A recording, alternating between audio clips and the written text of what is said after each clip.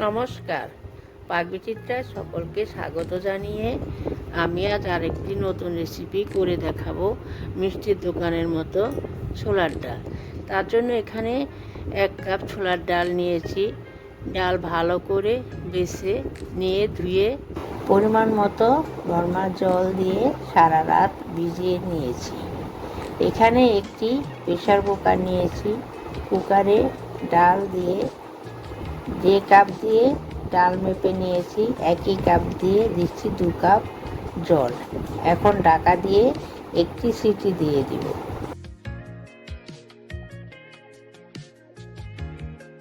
এখানে নিয়েছি 1 ইঞ্চি আদা আর 2টি কাঁচা লঙ্কা।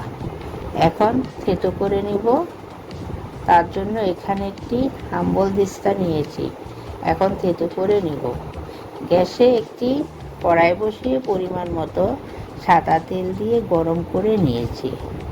এখন ফোড়নে দেব 2টি শুকনো লঙ্কা, 2টি তেজপাতা আর দিচ্ছি 1 চামচের 1/2 চামচ গোটা সাদা জিরে। এখন ফোড়ন ভেজে নেব যতক্ষণ ফোড়ন থেকে সুগন্ধ না বেরোচ্ছে। দেখুন ফোড়ন থেকে সুন্দর একটা সুগন্ধ বেরোতে শুরু করেছে। এখন দিব আগে থেকে থেতো করে রাখা আদা আর লঙ্কা দিয়ে দিব। এখন নেড়ে চেড়ে ভেজে নেব 10 সেকেন্ড। দেখুন ভাজা হয়ে গেছে। এখন দিচ্ছি আগে থেকে একটি মিডিয়াম সাইজের সাদা আলু, খোসা সমেত ছোট ছোট ডুমো করে কাটা। এখন দিব 1 চামচের 1/2 চামচ হলুদ গুঁড়ো, 1 চামচের 1/2 চামচ কাশ্মীরি লঙ্কার গুঁড়ো আর দিচ্ছি 1 চামচের 1/2 চামচ নুন। এখন কষিয়ে নেব 2 মিনিট। আমি আলু খোসা সমেত কেটে নিয়েছি। মিষ্টির দোকানে আলু খোসা সমেত কাটা হয়। এখন দিচ্ছি আলু নরম হওয়ার জন্য পরিমাণ মতো নরমাল জল। এখন ঢাকা দিয়ে দিব 1 মিনিট। 1 মিনিট দিচ্ছি একটি ছোট স্লাইস করে কাটা টমেটো। এখন ভালো করে কষিয়ে নিয়ে টমেটোটা নরম করে নিব। এখানে নুন ঝাল আপনাদের স্বাদ মতো দিবেন।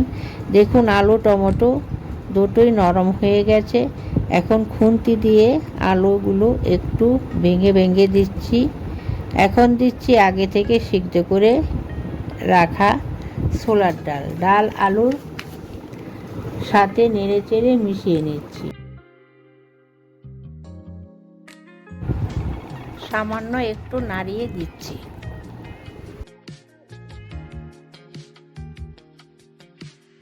এখন দিচ্ছি পরিমাণ মতো নরমাল জল। এখন ডাল ফুটে উঠতে দেব। রেসিপিটি কেমন হলো কমেন্ট বক্সে অবশ্যই কমেন্ট করে জানাবেন। দেখুন ডাল ফুটে উঠেছে। এখন দিচ্ছি কিছু কাজু আর কিশমিশ। এখন নাড়িয়ে নিচ্ছি।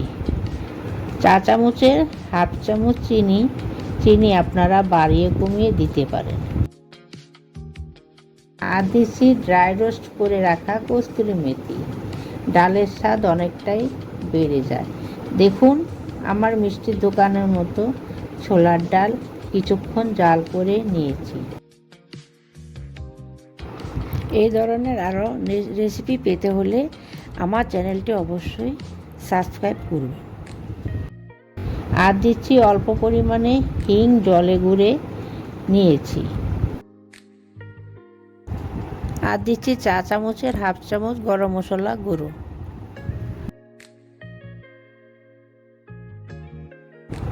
মিষ্টির দোকানের মতো স্বাদ আনার জন্য সবশেষে দিয়ে দিচ্ছি পরিমাণ মতো ঘি।